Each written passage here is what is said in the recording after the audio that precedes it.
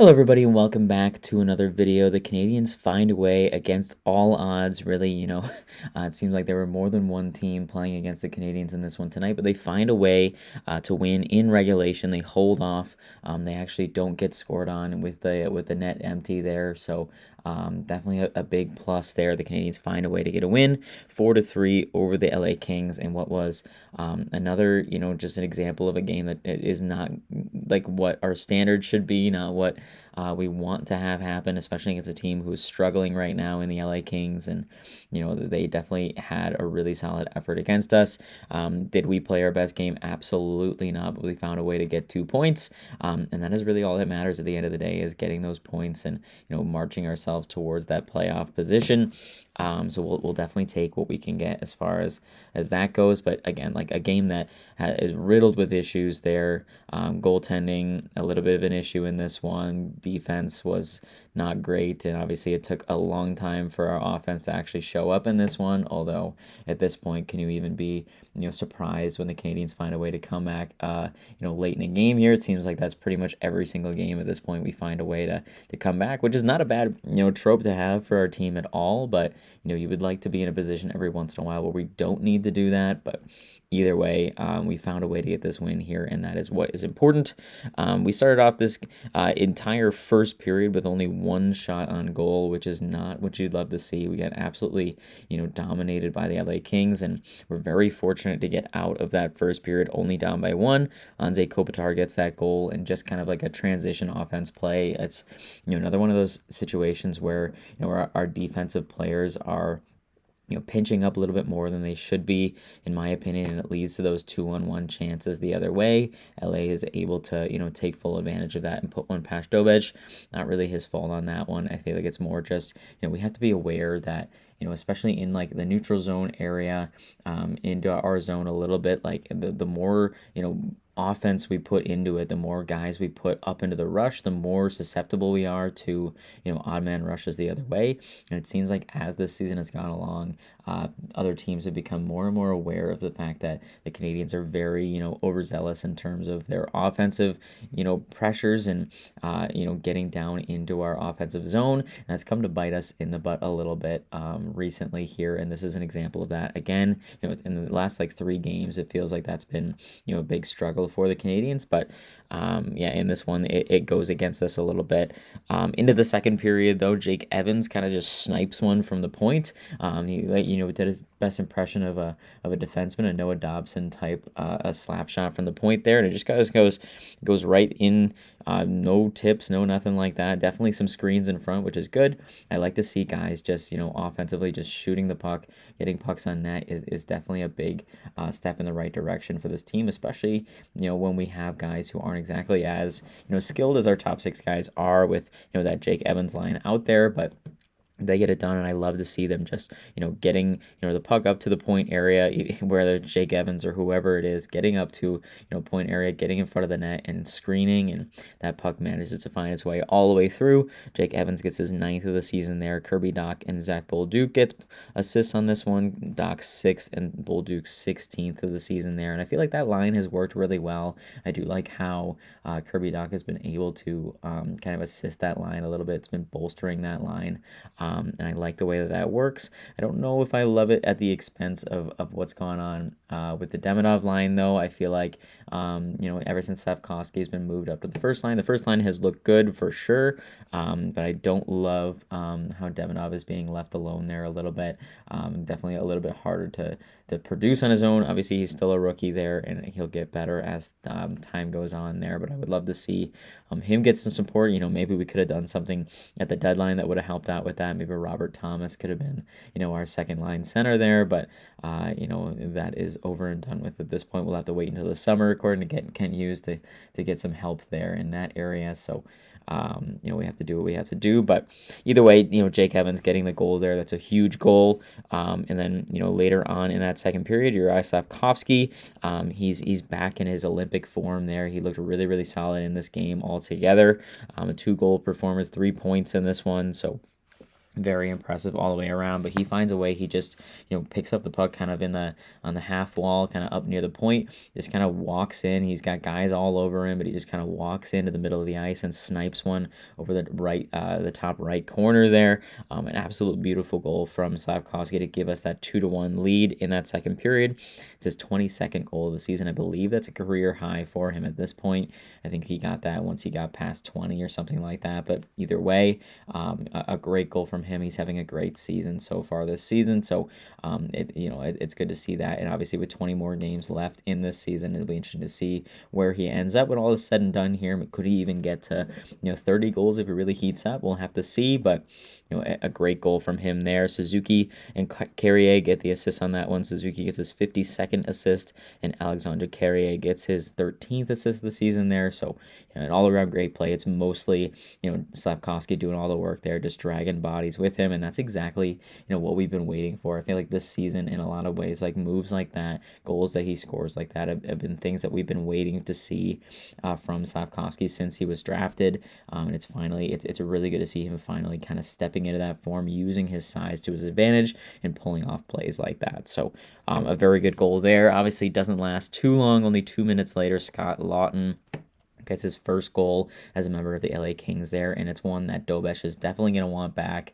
It starts with a good forecheck, and Wright gets his first point there, but he finds Scott Loudon, who just kind of does a spinorama from basically the goal line and just throws it on the net, and it finds a way to go, off of Dobesh's foot or something like that, and just bounces into the back of the net. That's one that, literally, if Dobesh wasn't in the net at all, it would have gone straight to the crease, but unfortunately, it goes off of him and into the net there. So that's definitely one that Dobesh is going to want back there, and it's an unfortunate goal to let in, but obviously we ended up winning the game anyway, so not a huge deal when it all is said and done, but that's definitely one, like, it's just another thing that you can look at goaltending wise and be like, I don't love when things like that happen, especially in a close game where we're, in the lead here late into the second period, but it is what it is. Stuff like that's going to happen. Obviously, it feels like the goaltending is really under a microscope lately, with both of our goaltenders not exactly having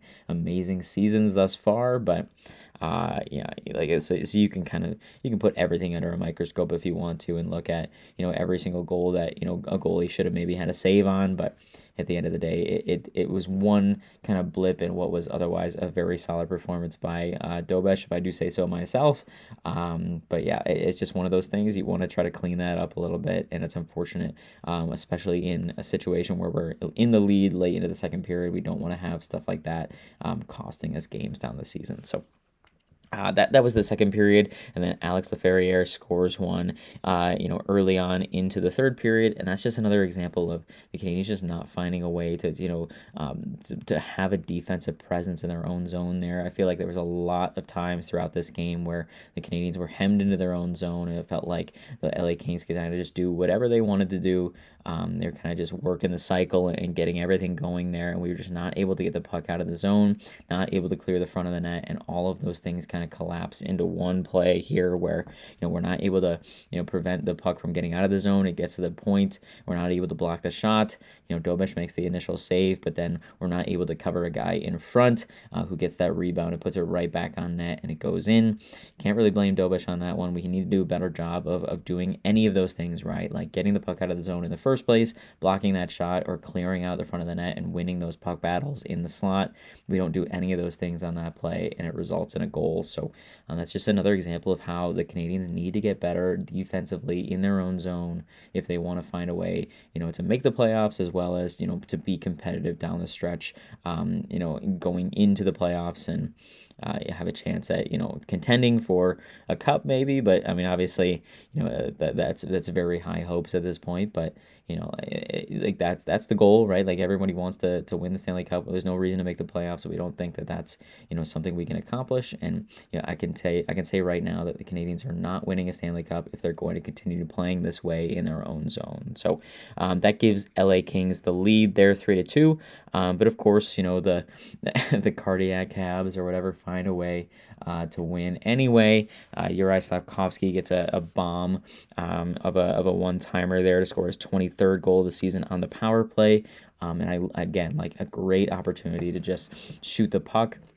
I love how, the movement worked out in this one. I feel like Slavkovsky is usually just kind of sitting down, by the goal line there, which I don't mind either. But I feel like, as of late, I feel like he's been kind of just hovering around that slot area, waiting for that kind of like bumper pass from Caulfield below the goal line there. And, other teams have really, become aware of that. So I like to see him kind of moving things around, changing things up. They put Demidov kind of down in that area as the kind of play developed there. And then Slavkovsky was able to open up for a one-timer pass from Hudson, and he just absolutely blast this one past Kemper for the tie game there for its 23rd goal of the season.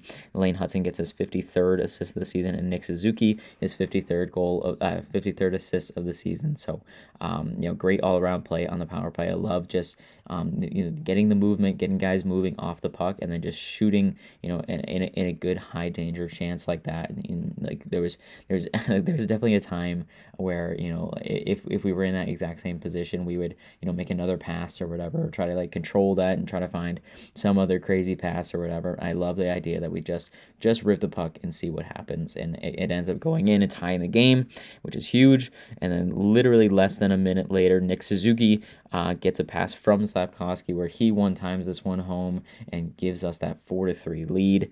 And it's just a great play. I feel like Cole Caulfield kind of starts this whole thing off. Slavkovsky had a great chance even before that, and the LA Kings were kind of breaking out of the zone, but Cole Caulfield caught up to his man. Got a nice stick lift in there, took the puck away, gave it up to Slavkovsky. Slavkovsky looked like he was going to rip it, but he instead passes over to the other side of the ice to Nick Suzuki, who one-times that guy in for his 21st goal of the season there. And just great movement. That's exactly what you want to see from our top line. And I feel like, it's been, great to watch Slavkovsky in the way that he's been playing with, Kapanen and Demidov, but I feel like we've definitely missed seeing this top line, this original trio back in action here. And I feel like this is a prime example of why those guys need to play together. They play together in move off of each other very, very well. And I feel like, obviously we don't win this game without that trio involved, and especially Slavkovsky being involved. So, a great play from Slav, great play from Cole Caulfield to get that whole thing started in the first place with some good, back checking there. And it leads to Nick Suzuki's 21st goal of the season there in a 4-3 lead. Slavkovsky gets his 29th assist of the season, and Cole Caulfield his 27th assist of the season there.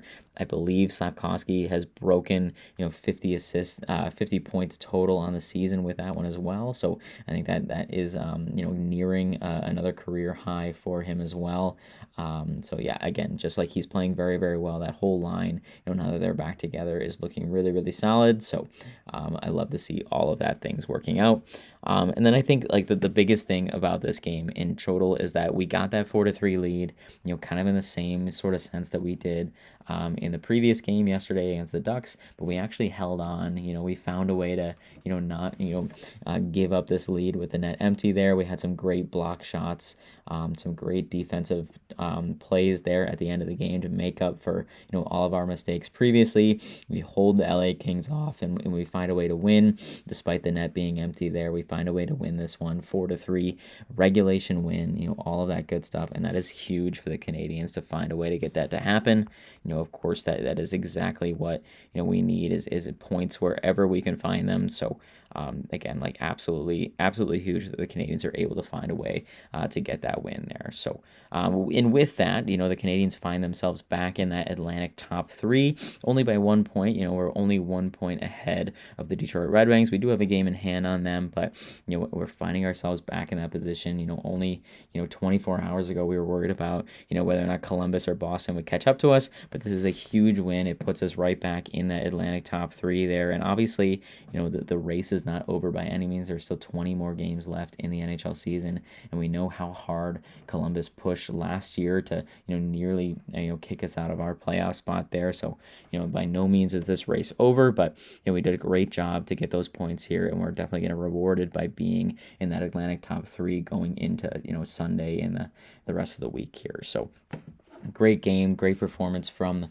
the Canadians in this one. I mean, was it always great? Absolutely not. Like there's some defensive efforts there that definitely need to be fixed, and some stuff that definitely needs to change if we want to be a contender into the end of the regular season here. But to get those 2 points, despite not having our A game for pretty much this entire weekend, is a big deal here, and to come away with 3 out of a possible 6, I believe, is not the worst thing you could possibly have from a California road trip where the Canadians do not always do very well. So again, this 2 points here and a big regulation win, especially considering the fact that it was won by getting a stand there in regulation and not letting them score with an empty there. That's going to be a big morale booster, and that'll help the Canadians moving forward here. So great game there, a great end of the game really is what I should say. And then our next game here is against the Maple Leafs on Tuesday back at home, so that'll be a great rivalry matchup there. The Leafs obviously not exactly doing what they'd like to be doing this season, but definitely playing against the Canadians, they're going to have some fire.